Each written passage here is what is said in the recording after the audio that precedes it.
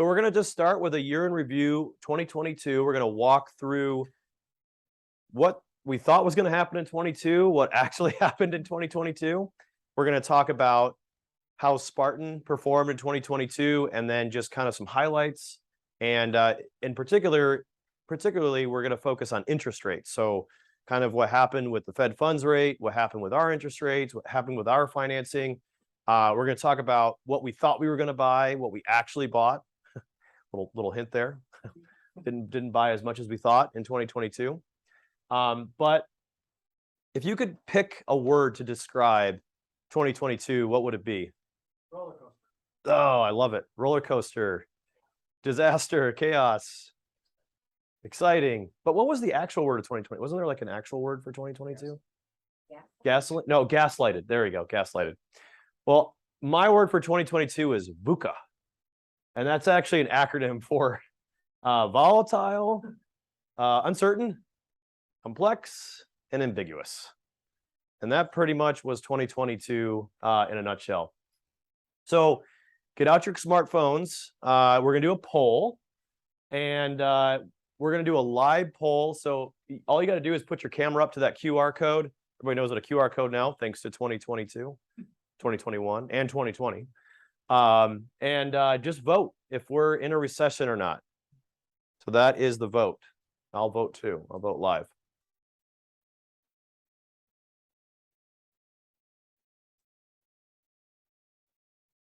And there's a bunch of questions in there. If you just want to answer them all now, one of the questions is why are you here? Why did you show up today?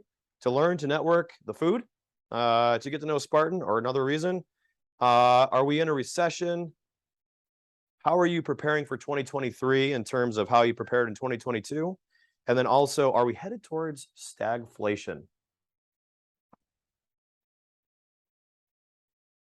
I'm going to do this live.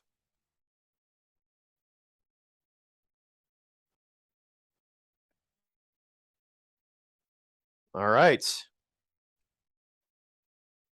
Okay, are we in a recession? Has everybody voted? Okay, wow, it's pretty close. 42%. Very good. All right, final vote. Look at that. You can see that there's somebody actually participating. Wow, we are yes. Are you the All right. Okay, so how are you preparing for 2023? The poll says much differently than I did for 2022. Okay, then followed by about the same as 2022 and the same as always for for the last one. So good for you. Stick to your guns, stick to your fundamentals. Are we headed towards stagflation?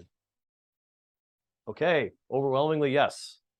Okay, we have a lot of economists here, right? No, because you'd be predicting the wrong thing. And I'll get into that in a second. And what I mean by that is remembering the good old days of 2021. We had very low interest rates. Everybody was in buy. Rents were just to the moon. 2021 was a year that will never happen again. It was a really good year for real estate. Values were up, rents were up, right?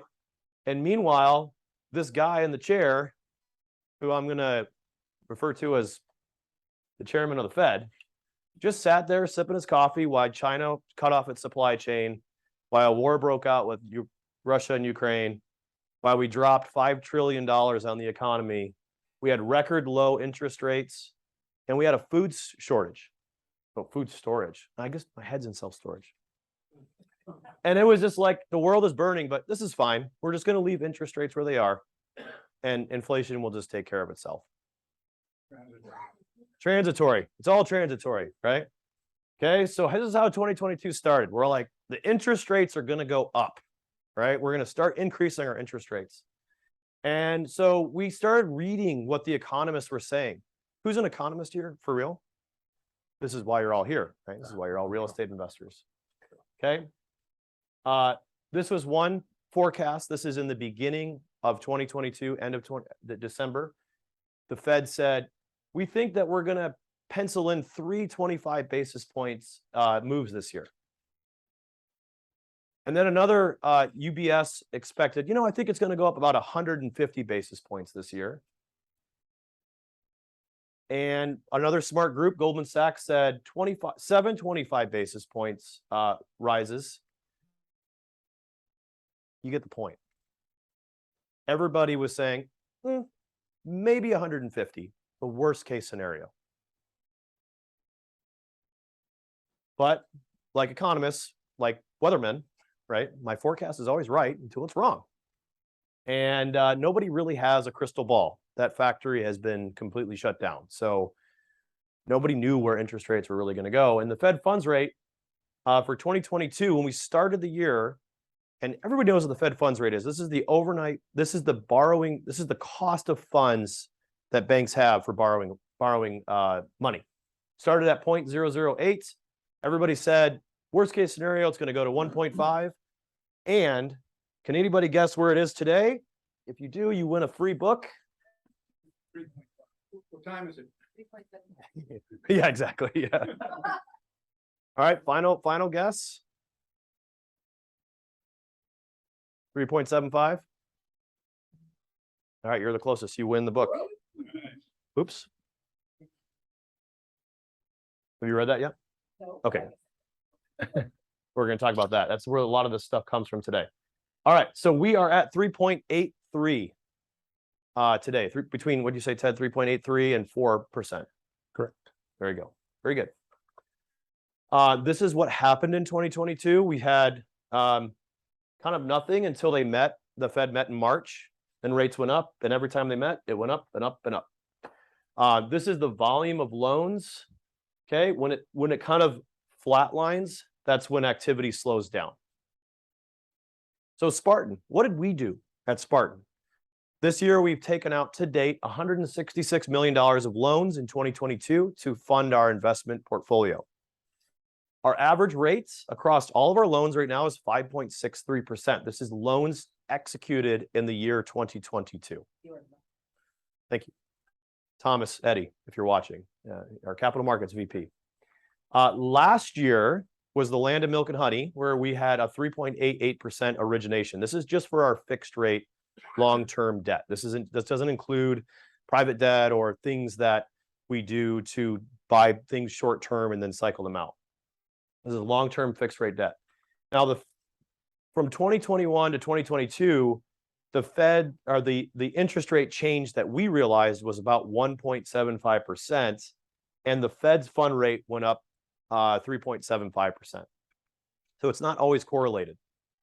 Another way of looking at it, at the beginning of the year, the Fed's fund rate was 0.08%, and we averaged a 3.88% origination, which was about 380 basis points over the Fed funds rate at the time.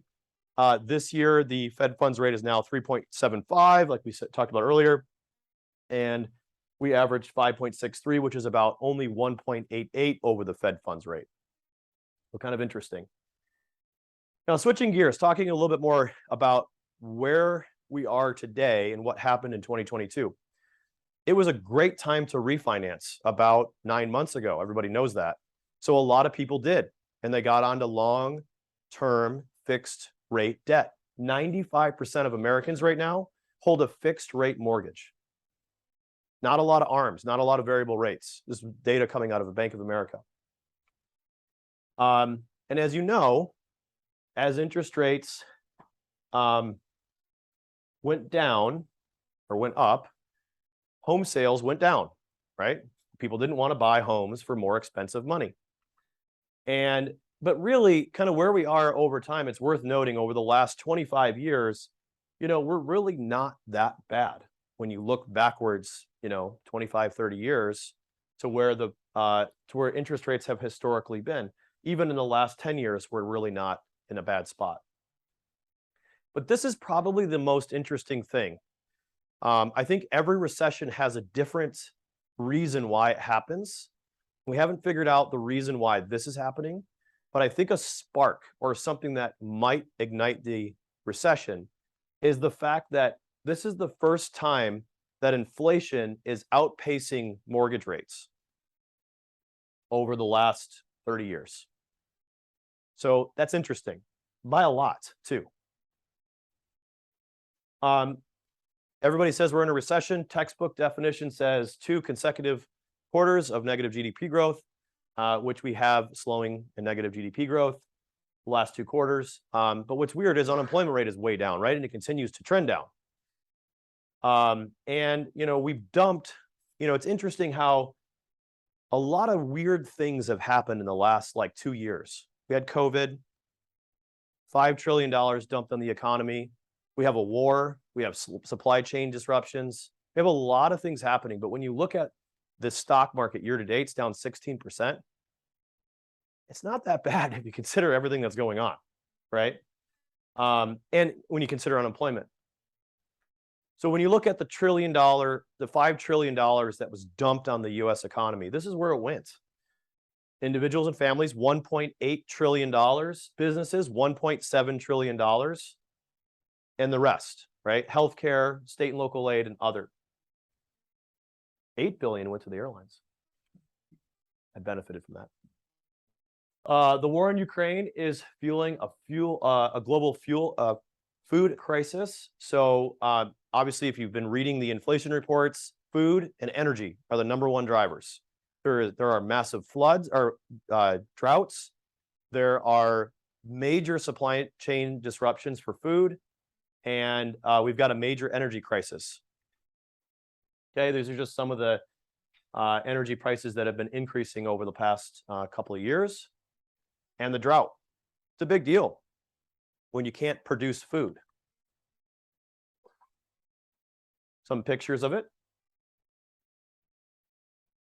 And what it's done to food prices is they've all gone up. Energy prices have gone way up. I would just recently listened to an economic briefing about from a big bank, and they said they're very bullish on energy. Energy is a very big deal right now. And as you can see, prices are sky high.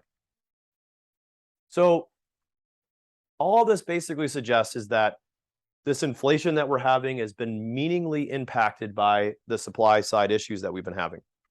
Another thing that a big part of inflation has been rent, right? Or cost of living, cost of housing, I should say. For a long time, the debate's been, is it cheaper to rent or to own, right? And people track this stuff. And, for a while it was cheaper to rent, more expensive to own. Now it's really expensive to own. So if you're thinking about rentals or multifamily, probably a great time to be a landlord because it's very expensive to own a home. More expensive than it's really ever been in recent time.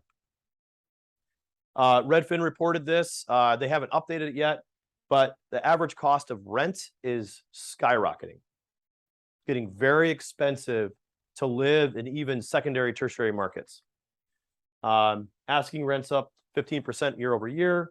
We see this in self-storage. We see all the reporting that we get, 14 to 21% year over year increases from all the REITs that we study, all the public data. And you can see kind of where all this stuff is coming from in construction, right? Construction costs are up. These are all the places that they're going up. We see this in construction. We've seen a tripling in costs, metal, lumber, et cetera. Lumber is back down recently, but year-over-year increase in economic, in key housing and economic metrics. So you can see construction costs are really leading the way. Very, very high construction costs, very expensive debt. One of the things that we liked in self-storage for a long time was being able to add on more units. But that's not really where we look now as much. We like the in-place rent potential growth on an existing facility because it costs twice as much to add on now. It takes longer to lease up, and you got to penetrate the market. And a lot of this is due to where we are with supply chain disruptions and inflation. This is also interesting. People were making lots and lots of money, and it was great. And there was a big party. And then all of a sudden, inflation intercepted that. So the cost that, people are making more, but now it costs more than what they're actually making, right? So naturally, you're going to see year over year wage growth go up, but things are costing more for those higher income earners that are people that are making more money. And so during COVID, you may have heard the news, Americans are saving more than they've ever had in their bank accounts, right? So what happens when you drop $1.8 trillion on individuals and households and 1.7 trillion on businesses that can pay those people a higher wage, right? So now the air has come out of the balloon. People have spent the money. They've gone back. Retail is opened back up. Travel is opened back up. People are going to see their families. People are starting to spend that cash. And it's met with higher cost to do those things. So now the bank accounts are depleted. Right? This is top of COVID, how much money people had. Now it's all gone.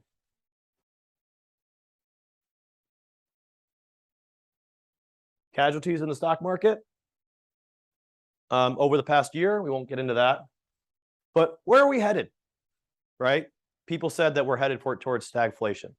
But what is stagflation? What contributes to stagflation? Well, you usually have to have inflation to have stagflation. You have to have GDP slowing or dropping, right? I'm just pulling headlines off the Google today. You have to have unemployment or very high unemployment or rising unemployment. And there has to be government inefficiencies, right? I think the government's been pretty efficient lately, don't you? I mean, let's talk about some things that are happening. They're dropping an employer payroll tax credit on businesses right now, paying businesses $26,000 per employee for those that were employed during COVID. How is that fighting inflation? Right? Things are happening right now where they're pushing more and more money to Americans during a time that the Fed is jacking up the interest rates to try to take the air out of the balloon, but they're putting more and more money on it. There's an elderly tax credit now of $5,000 where if you're over 65, basically you get a $5,000 check. Right now. Look it up. It's a very interesting time. So stagflation, again, just textbook inflation, low GDP, higher rate of unemployment, recession in most economic activities, and then poor implementation of government. So how do you prepare for it? What are we doing at Spartan in the last 6 months to get ready for stagflation? Because my question was, is it here? Anybody think is it going to happen? I don't think it's here yet. I don't think by the definition, we have very good jobs reports. I think the latest jobs report was 263,000 added in November. So we don't have high unemployment right now. So one of those boxes isn't technically checked. So you probably can't say we have it, but we might be getting it soon. And if we get there, there's no reason why you shouldn't start preparing now. So first thing that we do, improve productivity. And there's a litany of things that you can do. I won't go into every single one. I'm just going to go over 8 tips. Improve productivity. Be more efficient, right? Get more out of less. Get automations and implement better systems. Look at your portfolio and see what you don't really need anymore. These are the things that we're doing internally right now, all the time. Cut costs. Do you really need to travel? Our travel spend is down, right? Is this conference really going to bring the bang for the buck that we want? No, cut it, right? These are things that we're doing now internally as a company to get ready for stagflation. Evaluate prices. We just looked at our entire portfolio to trim our insurance premiums. We just looked at our spend on different systems and things like that. Again, we're looking internally to cut those things. Boost quality. That might be better training or just better expectations of how we're going to roll things out. Fortify the balance sheet. Pay down high interest rate debt. Look at things that's going to mature. Get those things refinanced. Put effort and focus on that. Our next maturity in our portfolio is 2026. So we're looking at when is our loans maturing? What loans can we get refinanced and out of the way now? Let's get the high interest rate debt down. Tightening up accounts receivable and payable. One small little example of that is we require all our expense reports to be in a timely manner, right? And we want maybe instead of net 60 payments, we want to go down to net 30 or net 15. So you want to shore up your balance sheet or your accounts payable and receivable. Become a landlord.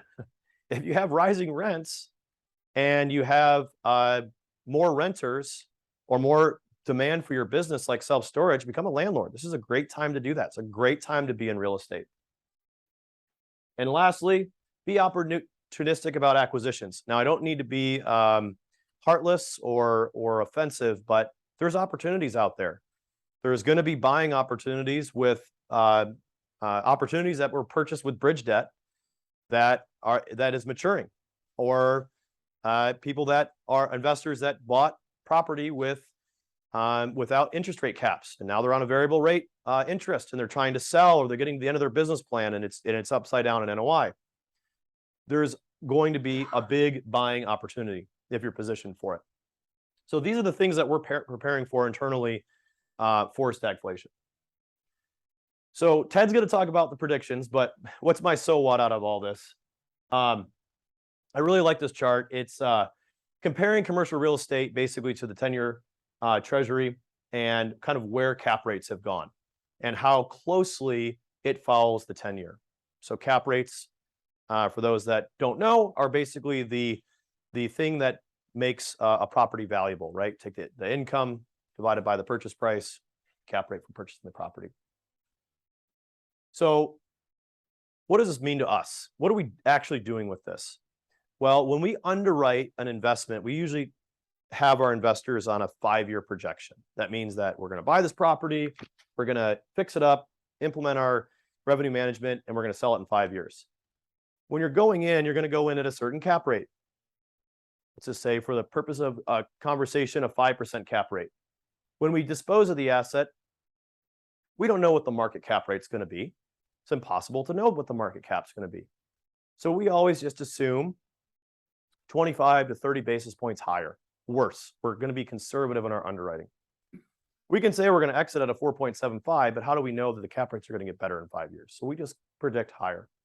So what we're doing now, for every 100 basis point move that the Fed has made, we have increased our disposition cap rate, made it worse by 25 to 35 basis points, depending on the deal. So every time that Fed funds rate moves, we make our properties less valuable in underwriting. So it's something to think about as the Fed keeps moving up interest rates. It sounds like they're slowing down, but we all know how those predictions go. So another thing to think about when you're underwriting for 2023 and beyond, the remaining of 2022, rate caps are really expensive. So if you're an operator and you have a variable floating interest rate, we're not taking on any floating rate debt. We only have one investment in our entire portfolio that's not on a fixed rate. And so if you have floating variable rate interest loans, you can buy rate caps. And in our DFW portfolio, for example, we were going to buy a rate cap on the last refi. That's the one floater we have, but we didn't because it was going to cost 30% of the loan amount. Very, very expensive. So you've got to do an analysis and say, does this rate cap make business sense? Right? So you just have to evaluate those types of things. Banks reducing availability of fixed rates. You just got to find the right lender. There definitely are people still underwriting at fixed rates, but just know that your rate is likely to be retraded or renegotiated by the time that you actually close. A lot of banks, are saying we're putting out term sheets, but by the time you close, if that's a couple of months from now, those term sheets could be worthless because the way that the interest rates are rising.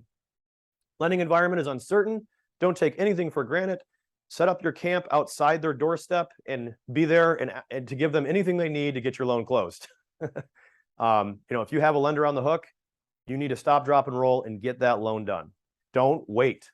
Don't delay, because things can change at a moment's notice. Pay attention to when the Fed's meeting next. That can give you some clues. Prepayment penalties are a hot negotiating item right now. So prepayment penalties are things like, hey, if I get this loan from you right now at 6% and rates go down 100 basis points next year, I want to refi that loan into a better term, right? Some banks are saying, we'll give you that refinance for free if the rates actually do drop. So that's a hot button thing. Let's see what creativity you can get out of refinancing with some of that debt. We've seen that started to especially uptick. Supply chains disruptions, industrial, self-storage. I think that is where the puck is going. I think that's where you're going to get the most bang for your buck. I think industrial port cities are going to be hot over the next year or two. Consumer goods, all these things that people want, all the supply chain disruptions, the places to put those things are where people are going to want to invest. We're seeing higher occupancy. We're seeing a declining delinquency rate in our storage portfolio right now. Storage has a tendency to do really well during bad times, and we're seeing that play out. Our October performance that just came out, we see steadily increasing revenue in general across the entire portfolio, with very few exceptions. So again, some notes about what I think about the next year. Interest rates aren't going to come back down to pre-COVID levels. I wish they would. Stuff in space will be more coveted. Follow the capital will be better than follow the jobs. What I mean by that is pay attention to where the money is going, right? 10% of the population holds a majority of the wealth. 1% of the population holds a majority of the wealth. Where are rich millennials moving, right? Can anybody guess the number one place that rich millennials are moving? California. California. They're going to California. Second one was, I think, Texas, and then third was Washington. Oregon was up there. Florida, Tennessee, Georgia, New Jersey actually made the list. But there's I forgot to put it in the slide deck, but I had the top 10 places where rich millennials are going, and California is number one. And what's interesting is money is where you want to go, right? The poor are getting poorer, the rich are getting richer. So that's where the economic activity is going to be. So rich millennials is where the puck is moving. So 3 recommended books from this presentation. Mega Threats, this book here. Thank you, Roy, for picking it up today. So The End of the World is Just Beginning, this book here. And the book I just gave away to you, which is The Changing World Order. I think these are great books to read right now. This is very insightful into where the economy is going and will provide a lot of value. So I was going to auction these off or do a quiz. What should I ask, Ted? Hold on to quiz. I know, right? I know, yeah. hold on to them. Let me. You got it. Okay, Ted's going to give them away.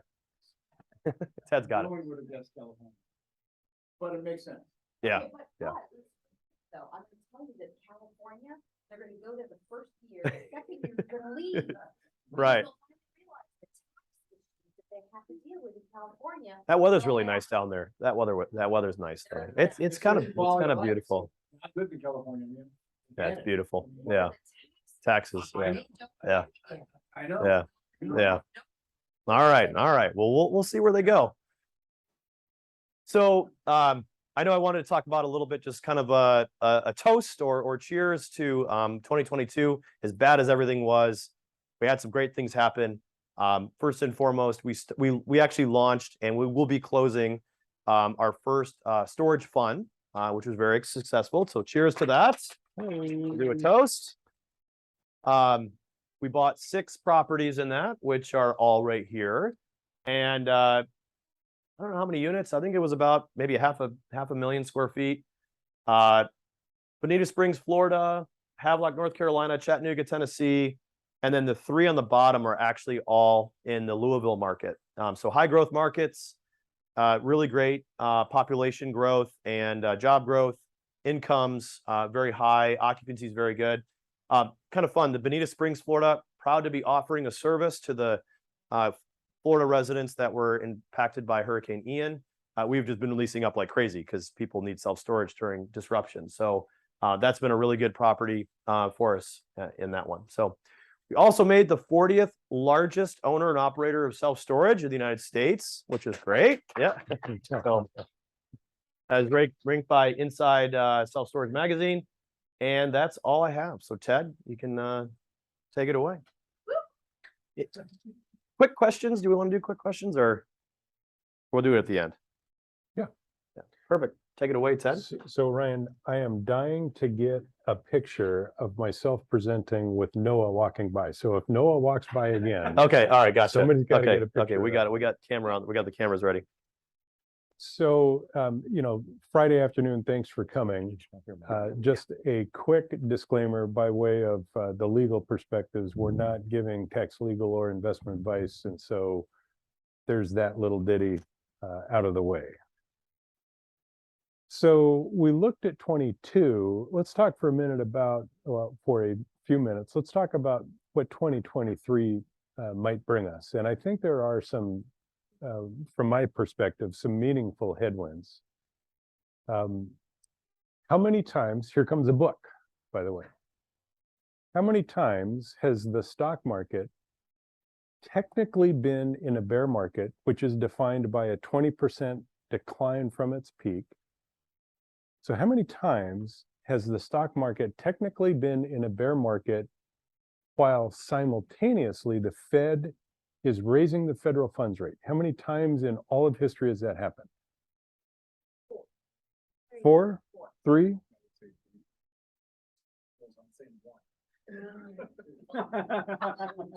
You sons of guns have got cornered the. So, yeah, so we have never, and the point to all of that, thank you, Neil, for, yeah. Go buy a lottery ticket. Never in the history of the United States has the Federal Reserve raised the federal funds rate while we've been technically in a bear market. That tells me something. Typically, economists will say that when the Fed moves, it takes 18 months to 2 years for the economy to feel the effect of that activity by the Fed. Now, take that and put it on the back burner mentally, because we're kind of building a case here. We're going to come back to that in just a minute. This is a theme that I'm several decades on Wall Street, most of that at Merrill Lynch as a portfolio manager, lots of interaction with hundreds of clients about the emotional roller coaster of investing. Reflexivity, it's a concept that we're all learning it continuously. It's how your emotions respond to new inputs. So right now, yeah, the stock market's down 20%. Maybe a month ago, that was 24%. Maybe this week it's actually 16 or 17%. But we all respond emotionally to the inputs that we're receiving. And in fact, this is about 15 years ago, a financial planner who was referring some investors into Merrill Lynch made the comment that, Ted, all decisions are emotional decisions. And he's referring, of course, to financial decisions. It's just that sometimes we try to justify them by quantifying them in a financial plan or what have you. But in essence, all decisions are emotional decisions. And it's amazing how much we respond to the inputs that we're seeing in the stock market. So just by way of review, by way of a headwind, this is new. These numbers are coming up over time as time goes by. So now 12% of our tax revenues go to service our debt. We haven't stopped our debt from growing. So next year, that number is going to be higher. That's scary. What if we do get into a meaningful recession, stagflation, depression? What if it's global? We're going to talk in a minute about the Treasury and what it means to roll off debt. Now, we've got a Fed that's active, but we've also got debt that's rolling off, which is liquidity being pulled out of the money, out of the marketplace. We've also got the potential for what could be a real brouhaha with China. Russia, tragically, is really into a big snarl with Ukraine. And just a quick tangent. Ryan and I compared notes this morning about what we're talking about now this afternoon, and we didn't realize we had no idea the degree to which the themes overlapped. A couple of weeks ago, Ryan said, "Hey, for our holiday thing, why don't I talk about what's happened in 2022, and Ted, you talk about 2023." It's a little bit freaky that we're paired up so much. The notion is that the political drama that could be building by way of Russia, Ukraine, raw materials, oil, fertilizer, to grow food. Some of this could really become climactic. So, Aaliyah, your book by Ray Dalio, I had no idea that Ryan was going to throw that up there. That's a major theme. If you have a chance, and if you can write this down or mentally make a note, Ray Dalio does a great job of explaining very complex principles in a simple manner. He has a YouTube video. It takes about 20-25 minutes to watch. It's called How the Economy Really Works. It is, I would say, profoundly significant in light of the last 10 years, where from 2008 to 2012, Bear Stearns, Lehman Brothers, Merrill Lynch was thrown into the arms of Bank of America over a weekend in haste to save it.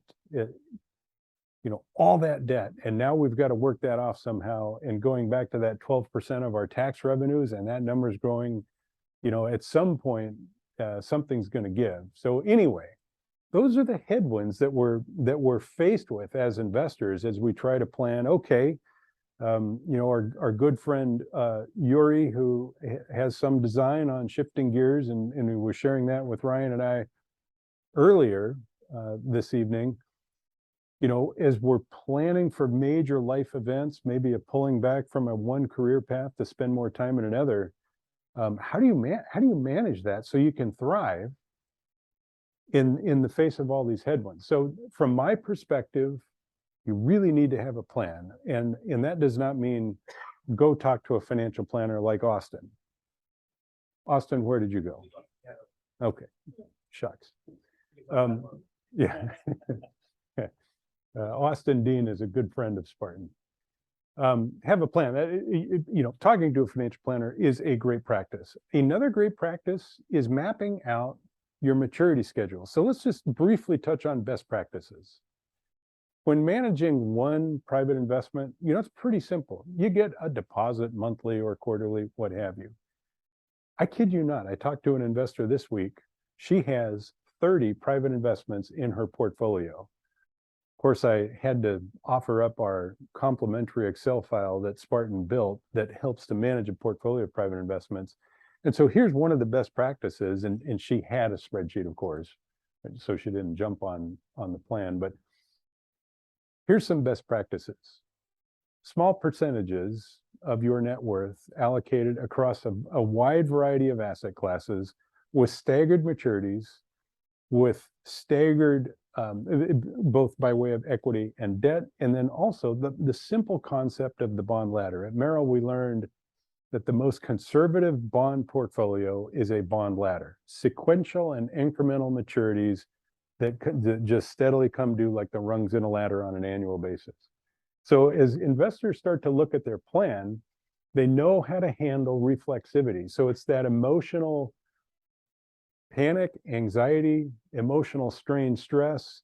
If you're accustomed to carrying 150 or 200,000 of cash in your bank account, but you haven't sold a property and maybe you're starting to squirrel down to 75 or 60 or whatever the situation might be, you ally the emotion of reflexivity if you've got plenty of cash and it's mapped out. So maybe a private note is coming due in June of 2023 to replenish yourself.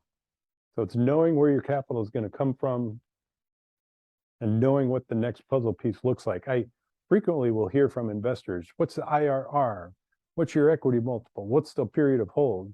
And inside I'm screaming at myself, what does that puzzle piece look like that fits perfectly and in concert with what you're doing today? And you're not going to really have a good grasp on what you're doing today without going back to point number one. Have a plan, know what you have, know what those maturity schedules are, et cetera, et cetera, et cetera. Lastly, focus on high probability of success. I've got to do this. So I heard somebody on CNBC about a week ago. She was an analyst. She was asked, what do you think the market's going to do? And she had I think a shrewd answer. She said, I'm putting it into thirds. I think there's a 33% chance the stock market 18 months from now makes money.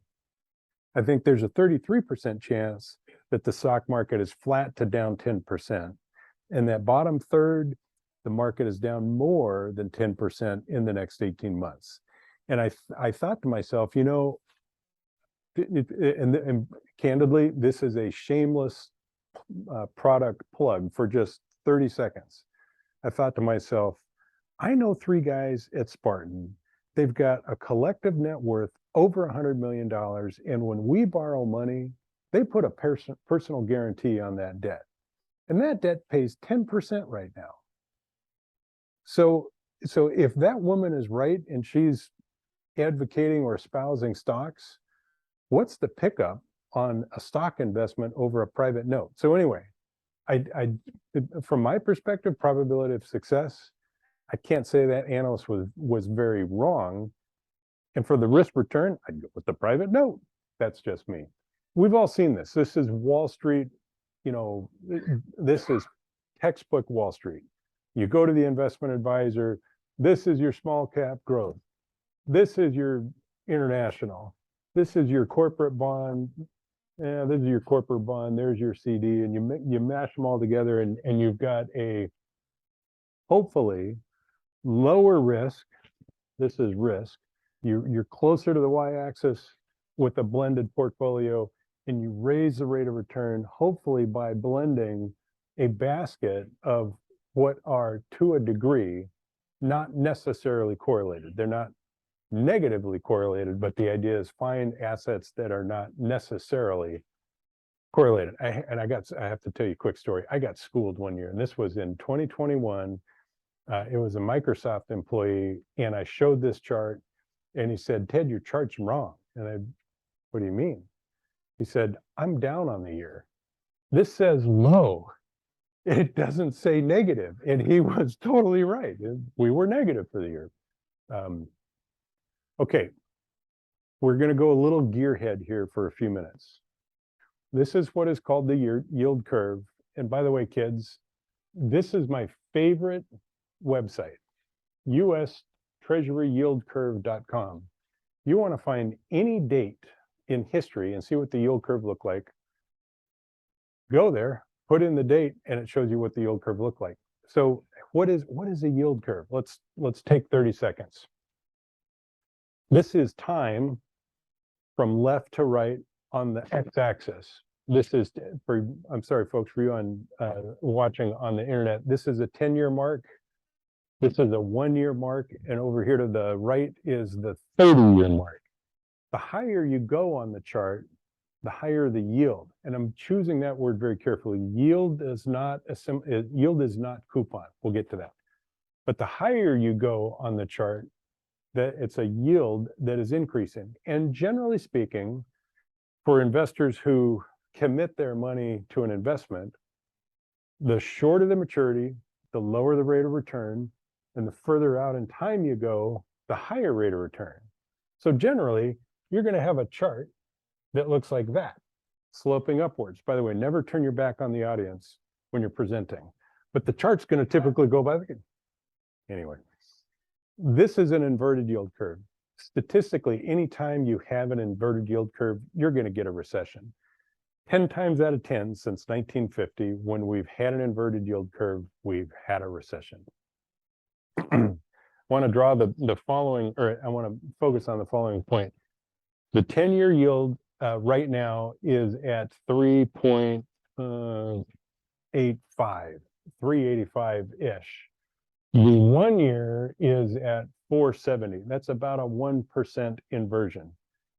So that's significant. It's really significant. We talked about bonds for a minute. Let's go to stocks. David Rosenberg was at Merrill in the 90s and into the early 2000s. He was the chief North American economist. And by Institutional Investor magazine, he was voted All-American Analyst 7 years running. This guy's top shelf. He's no longer with Merrill, but Dave Rosenberg, he's top shelf. Frequently, I have heard economists, David included, talk about how the stock market typically will bottom when the yield on the stock market, so pick your favorite ETF, SPX, let's just go with that. So the dividend yield on the stock market, when it matches the yield on the 10-year government bond, typically that's a range in valuation for the stock market where the stock market during a major correction reaches an inflection point and begins a systemic or a large, longer term move higher. That's one to just put away on the back burner. When the yield on the 10-year bond matches the yield on the stock market, generally you're in an area where historically things have begun to turn. So right now the S&P is yielding 1.8, right now 3.7 on the 10-year. And so how do we get parity? Well, the stock market could come down 35%. The 10-year could wiggle on price. Let's take a minute on that. Coupon and yield. If a $1,000 bond has a coupon of 10, it's going to pay $100. What if the market value of that bond goes from $1,000 to $1,200?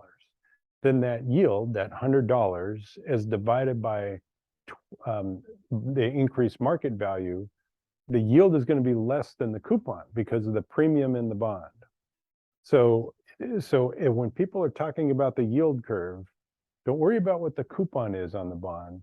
All it's saying is when you get an inversion and short-term rates are coming up and the longer term bonds are coming down, what does that mean the institutions are doing? And by the way, the institutions, they're the ones that for the most part really know what they're doing. When the farther part of the yield curve starts to compress, they're buying those bonds because they want that coupon, they want that stream of income. That's a tell, from my perspective. Lastly, I want to really focus on long-term averages. We're going to get to that in a minute, but just bear in mind that over the last 40 years, the stock market annually has performed 18% higher per year than its long-term average. That's a little scary because things have a tendency to revert to their mean, and if we're coming out of a period of excess, that tells us something.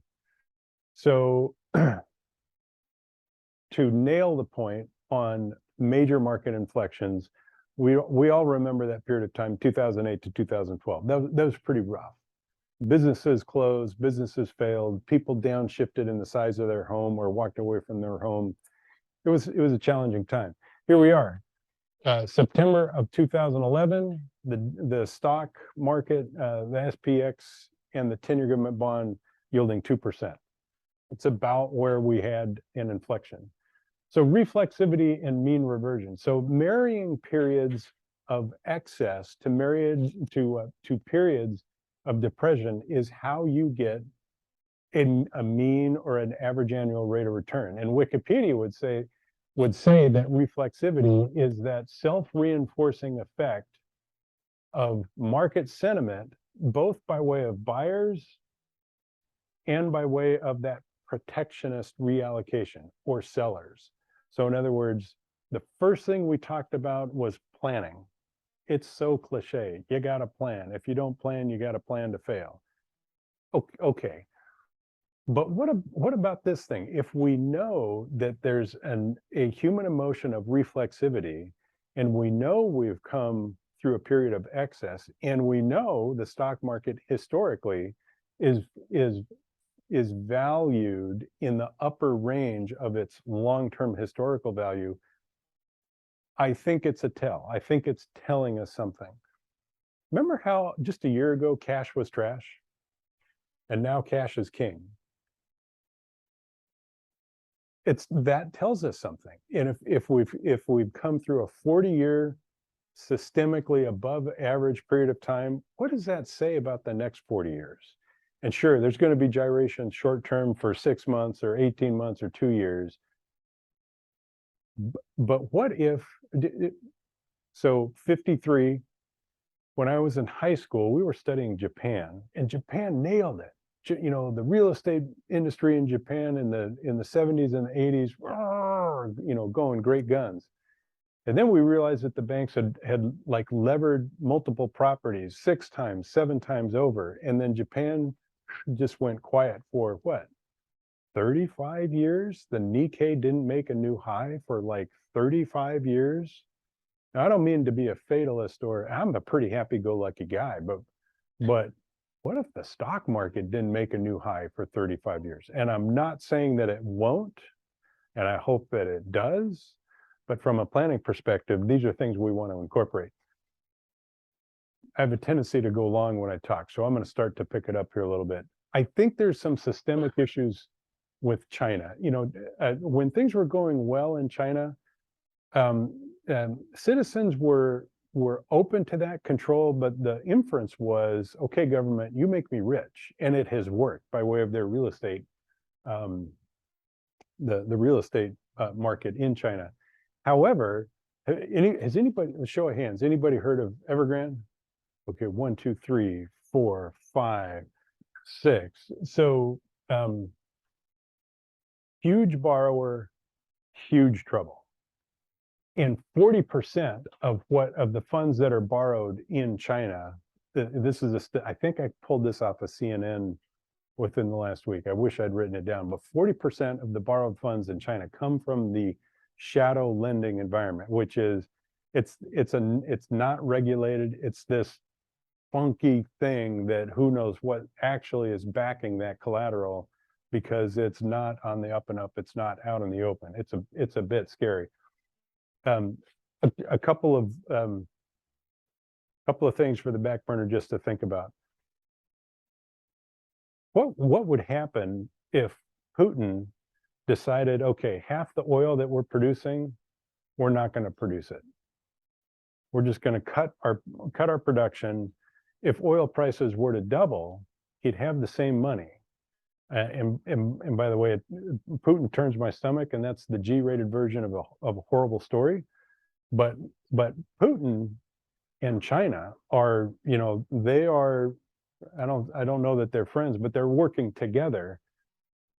If Putin were to cut back his oil production, that could have a significantly painful impact around the rest of the world. And when you go to war, you're trying to inflict pain. There's other, you know, this is going to sound radical, and I'm certainly not a fatalist, but what if World War III has already started just by way of this? I'm going to hurt this country by taking this action that'll impact serious pain on them. I want to keep it moving. I think that there's going to be an exasperation that is realized between communist China and the US, and I'm not sure how that's going to play out, but things are not friendly. Things are turning more adversarial. Has anybody heard of The Fourth Turning by Neil Howe? Yeah. So it's kind of a creepy, fully legitimate, but it's kind of a creepy,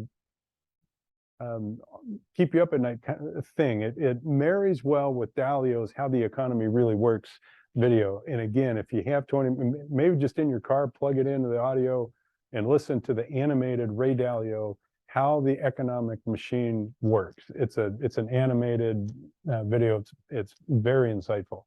Okay, here we go, kids. So what does it mean for the Treasury to roll off debt?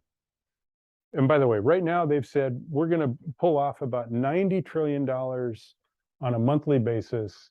There's no specific, the inference that the media reads into is about 90 trillion. There's no specific dollar amount total, but the inference in the media is 2 to 3 trillion, and that this could go on for 2 to 3 years, plural years.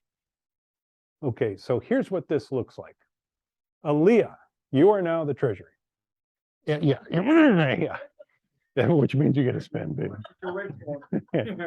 So if Spartan just refinanced property, $34 million, Boardwalk portfolio, that was a collateralized debt obligation.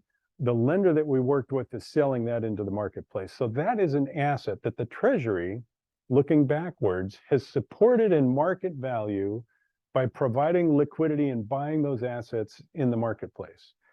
Now, if Aaliyah decides, you know what, no more, I'm starting to slow my roll, which is what the Treasury is doing, and they're going to decelerate the pace at which they're providing liquidity and they're holding back $90 billion per month. So when the loan matures, typically what the Treasury would have done is come back to the market after they get their money back and continue to reinvest as well as add more liquidity by buying those assets. And anytime you have buyers, that's bringing the price up and pushing the yield down. And that, remember that whole ditty we did on the difference of coupon and yield. So if the bond goes up in market value, the coupon doesn't change. It's still spitting out that, you know, $50 a month, I'm sorry, $50 per year on $1,000 bond. But if the market value goes up, that $50 is a smaller yield percentage of the increased market value. Well, so that's what the Treasury has done looking backwards, but going forward, if they're pulling capital out of the marketplace, that means values can go down, yields go higher, the pace of money that's rotating in the economy goes less. And what that, here's the whole point to all of this, Powell says that it could carry the punch. I don't know why it turned out to be, why can't it be 0.75? Somebody tell me this. Why, just make it easy. Anyway, he's saying that on the previous slide, that deceleration of their involvement in the marketplace could add an additional 3/4 of 1 point to the federal funds rate. That's an additional drag, you know, think of it as a tax. It's just an additional drag. So if the market has had periods of excess, we're going back to 1980, 82. Okay, good opportunity for a buck. Riddle me this, Batman. What was the PE ratio of the Dow Jones in 1982? And mind you, that's when Paul Volcker was chairman of the Fed. That's when federal funds rate were 18%. We're going to see a slide in just a moment of that. But what was the PE ratio of the stock market in 1982? And mind you, that was after 14 years of bear market moving sideways. Okay, we got an 18. Anybody else? Who said 8? Okay. Anybody else? Dave McGinnis, insurance agent out of Redmond. It was actually less than 7. But there it is, yeah. So think about this. If the market right now has a PE ratio of 18 to 19 times earnings, and in history, if the low in recent modern history was 7, could the market go any lower and go back to the very first point? What kind of planning does it make sense to do? I think you're catching the drift on some of the things that we're thinking. So if long-term average is 10, the stock market could go lower. If it takes 18 to 24 months to feel the effect of what the Fed has done, the market could go lower. If the Treasury is going to be rolling off some real money, it could go lower. And if the PE multiple compresses, because earnings slow, it could go lower. Okay, so here's the chart I alluded to a moment ago about this is 1982 when we're, up pretty high on Fed funds rate. This feels like a lot, but is this a lot? It's both yes and no. It's all relative. Okay, this is fun. Here, this is going to stretch your brain. And it took me a while to get my brain around this one. And I've learned when talking about this chart, I've got to start really at the top of the funnel and then narrow it down. The blue line is with regard to the bond market, and the orange line is with regard to the stock market. We're going to go with this being the horizon, right down the middle here. And we're going to have two metrics. On the right side of the chart, by way of the bond market, we're looking at 0, +1, +3, -2, -4. Okay, and the way we calculate where the blue line sits is we go back 2 years and we identify that, again, here comes the word yield. So 2 years ago, what was the yield on the 10-year? Oh, I'm getting too granular too quick. I want to say one more thing from the top of the funnel. The idea of the chart is that in general, with the exception of this brief period of time, this 18-month stretch, in general, the stock market, which, and this this line is lagging the stock market, I'm sorry, this orange line, which is stocks, is lagging the bond market by 2 years. But in general, even though there's that lag and the chart was built to have that lag, it's an indicator of where the stock market is going to go. In general, the stock market has a tendency to follow what the bond market does. Now what we need to do is understand how the numbers are calculated. Okay, so to calculate the blue line is identified by the yield on the 10-year government bond 2 years ago. What was that number? And then we're going to subtract the yield on the 10-year government bond today. So let's go back, and I hope that those our good friends that are watching online can see this. But the 10-year yield in 2020 was 0.86. And the yield today is 3.55. And so that gives us a negative 2.7. And that's how we get to here, negative 2.7, 2.5-ish. So just to recapture that, and by the way, this deck and Ryan's deck, we're happy to email to you. So if you saw something you think, I want to look at that. And later in this deck, I've written the math on this little ditty. So again, the 10-year government bonds yield 2 years ago, take that number and subtract from it the current yield of the 10-year government bond. And that's going to give you this number. Okay, let's switch to what's the stock explanation is. And the forward-looking stock indicator is computed as follows. Bought the S&P 500. SPX is just a 3-letter ETF. It's just one of many ETFs that track the stock market. So the trailing 2 years return on the y-axis with the value 2 years ago, and that's the denominator. So if you're doing a division problem, the numerator sits on top, the denominator sits on the bottom. So the trailing 2-year return on the y-axis, let's go back. So I'm going to call out some numbers. The horizon is 0. And I think I'm out of the screen for those on the internet. Sorry for that. This is a 40% return. This is an 80% return. And I think that's a 60% return when we're down. Okay, yeah. So the point is, you're looking back at the stock market, you're finding the value 2 years ago, you're comparing that to the current value today, and is on a percentage basis, is it up or down? Now, what's interesting is that we can't plot the orange chart because we know where the stock market was 2 years ago, but we're here and we have to wait for the next 2 years to see where the stock market will be to plot this chart. But if history repeats itself or kind of rhymes, this is not great news. So again, in this chart, if you want the deck, you can read how to make this calculation. I find it interesting. Let me say that differently. I find it concerning. Okay, I'm going to shift, and I'm getting close to landing this bird. The shift, if I were you, I would take my phone out and I would take a picture of this, and I would look this document up when I get home tonight.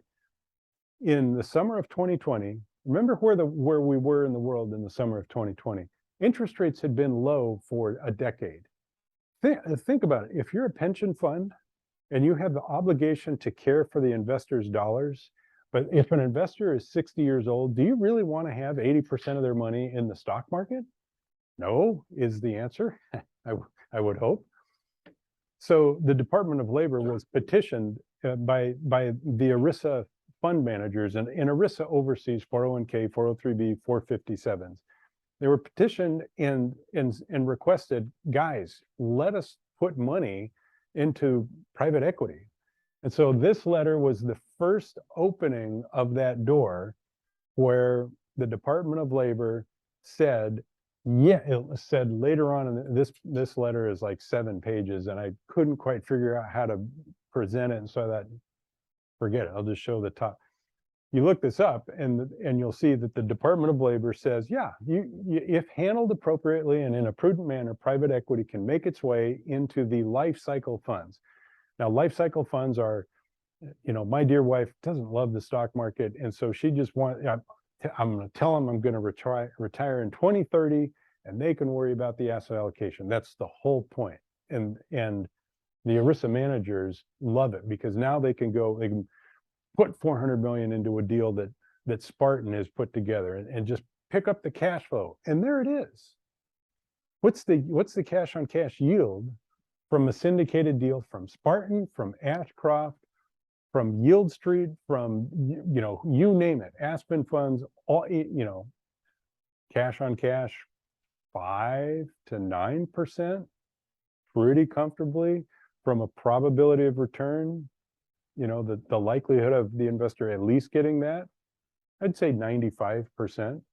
The probability of also getting a significant capital gain that is larger than the sum of those future cash flows, probably less than 95%, but probably very meaningfully high, 75, 80%. So if you're CalPERS, the California Public Employees Retirement Fund, you're looking at the world and you're thinking, there's nothing in the bond market. Give me some syndicated commercial real estate, cold storage. I mean, shoot, I'm not going to wander around. I'm going to finish. So this is a thing. Private equity now has found its way as of 2 years ago, 2 years and 4 months ago, it's now part of 401k plans. It's a meaningful deal. I'm going to pivot again. I started with planning, have a plan. And I like probabilities. I like knowing probabilities. And it helps me. I listen to that emotional piece, but I also want to quantify decisions so that I make decisions from an informed perspective. This is a page of an Excel file. It's a tool that Spartan created to help investors start to map out, their portfolio of private investments. If you're watching online, if you're here tonight, you could go to spartan-investors.com, click the login button, and if you don't have a profile, click the button next that says create a profile. So you get into our Investor Resources Center, go into one of the deals, the DFW debt offering or the Spartan Storage Fund 1 offering. So click into one of the open offerings, and this Excel file is there, just download it. And there's a method for the madness here. The reason we put it in there is if we're emailing it to you, you can pick up a virus. You're downloading something that is stored on our server and it's a clean file. So you can save it to your drive and know that it's a clean file. Anyway, we've got a video that shows you how to use it. So this is for Melissa and I. We put $50,000 into our Sandy deal last month, and we're watching the expected returns of $291 come as earnings. Now, mind you, Sandy is not making distributions, so this is the accrual of the preferred return.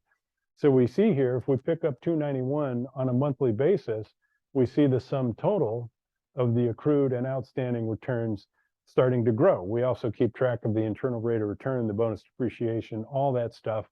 And you can create a page like this and monitor what's happening in your portfolio monthly. And so you go to the input tab and you get $291 for a $50,000 investment.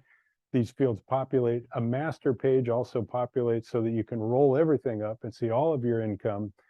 And it's just a good way to start to get your arms around your portfolio. And if the world gets a little bit more dicey, which I think it may, at least you've got the ammunition to know where you're at. And you don't need to go talk to a financial planner to do all this stuff. This just kind of quantifies it for you. Okay. So this is where you go. If you want to grab that file, go here, click the login button.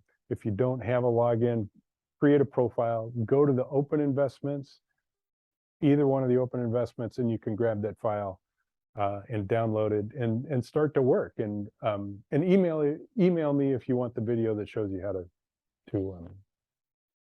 use the file.